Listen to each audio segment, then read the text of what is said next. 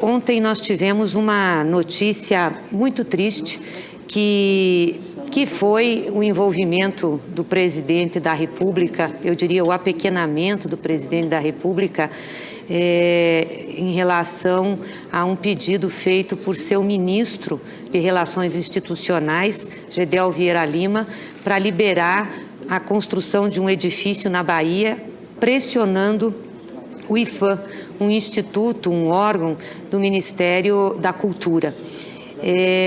O ex-ministro que pediu demissão, o ex-ministro da Cultura, senhor Calheiro, que pediu demissão, alegando essa pressão, ontem veio a público dizer que o presidente Temer tinha participado também da pressão, pedido para ele resolver o assunto. E parece-me que, inclusive, gravou conversas com o presidente da República, com o ministro de Relações Institucionais e também com o ministro-chefe da Casa Civil. Isso é uma situação muito grave. Na realidade, o que o presidente estava fazendo era tráfico de influência, advocacia administrativa a favor de um interesse privado. Disse o seu porta-voz que aquilo era mediação de conflitos entre ministérios e cabia muitas vezes à presidência ou à Casa Civil fazê-lo. Conflitos entre ministérios se dá quando você tem uma discussão de política pública, um entendimento sobre o encaminhamento dessa política pública, mas não pode se dar em relação a interesses particulares. O Palácio do Planalto, a Casa Civil, não pode cuidar de interesses imobiliários de ministros. Eu fui chefe da Casa Civil. Nunca fizemos uma mediação referente a interesses privados de qualquer ministro que seja. Nunca aconteceu isso. Nunca a presidenta Dilma fez isso, nunca o presidente Lula fez isso. É extremamente grave o que aconteceu com o presidente Michel Temer. Um ministro, aliás, chegar a gravar o próprio presidente, isso já é de uma gravidade extrema, um ministro ir com um gravador, gravar a conversa do presidente e o presidente fazer pressão para resolver o problema de um ministro, que é um problema particular. É lamentável isso. Eu sei que ontem a oposição, a liderança de oposição, o senador Lindbergh, entrou com um pedido de impeachment ao presidente Michel Temer. Acho que a situação dele é insustentável, não tem como ficar no cargo, mas nós sabemos o que significa um processo de impeachment. Primeiro que ele tem aliados no Congresso Nacional. Dificilmente o presidente da Câmara conseguirá abrir um processo contra ele lá naquela casa, para poder vir para o Senado. Isso ainda vai demorar até a situação política se agravar. Depois, todo o processo doloroso de impeachment, de discussão, de tempo, de paralisação das atividades do parlamento, da economia, tudo isso é doloroso para o país. Eu acho que o presidente Temer devia compensar a sua pequenez, porque ele apequenou a presidência da República com esse ato, podia compensar a sua pequenez pedindo renunciando e convocando eleições diretas. Aliás, desde que nós discutimos o impeachment da presidenta Dilma, a gente tem dito isso. Só tem uma coisa para curar esse país da crise política, é chamar o povo às urnas, é ouvir as manifestações populares, eleger alguém pelo voto, eleger alguém que possa realmente ter legitimidade para sentar-se à cadeira da presidência da República.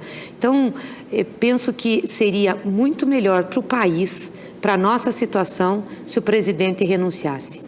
Eu ontem fui deitar e até pensei comigo, bem feito que isso aconteceu, porque o PMDB, o presidente Temer, esses ministros que estão aí envolvidos nesse assunto, lutaram muito para tirar a presidenta Dilma, conspiraram, fizeram conchavos, acertos aqui no Congresso, criaram um crime de responsabilidade que não existia, aprontaram, fiquei pensando, bem feito,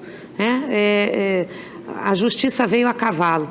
Aí hoje de manhã eu acordei, eu disse, o problema disso tudo não é em relação ao presidente, não é em relação a ser bem feito para ele. O problema disso tudo é o sofrimento que vai causar ao povo brasileiro.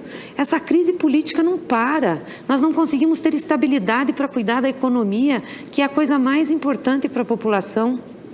O povo está com desemprego, está com baixa renda, nós estamos com serviços precários por conta de cortes orçamentários, estamos aqui com uma PEC que foi mandada por esse governo e não tem agora, no meu entender, condições alguma dessa PEC ser discutida na próxima terça-feira, aprovada. Você já não tinha legitimidade, o presidente que está lá, o Temer, para mandar a PEC, menos legitimidade tem agora para exigir que esse Congresso aprove. Então, ou seja, o país vai continuar sangrando nessa crise política que é uma crise sem precedentes na nossa história. Então, ao mesmo tempo que eu fiquei pensando, bem feito, porque é da natureza humana, né? A gente que passou por uma situação tão difícil aqui, com o impeachment da presidenta, sem ela ter crime de responsabilidade, sem ela ter cometido qualquer atitude que pudesse ferir o decoro da sua presidência, mas, ao mesmo tempo, essa manifestação humana não é correta, porque o que acontece é que vai recair sobre a maioria do povo brasileiro. E eu fico muito triste com essa situação, muito triste mesmo. Porque enquanto a gente estiver discutindo essa crise política e o país inteiro vai se voltar a essa crise política, é isso que vai acontecer. Hoje você pega os jornais, todos os jornais estão falando dessa situação, quer dizer, da gravação da conversa do presidente, do tráfico de influência do presidente, do apequenamento da presidência da República, em o presidente cuidar de situações imobiliárias do seu ministro, interesses imobiliários do seu ministro. Então, tudo isso está estampado nos jornais, está lá.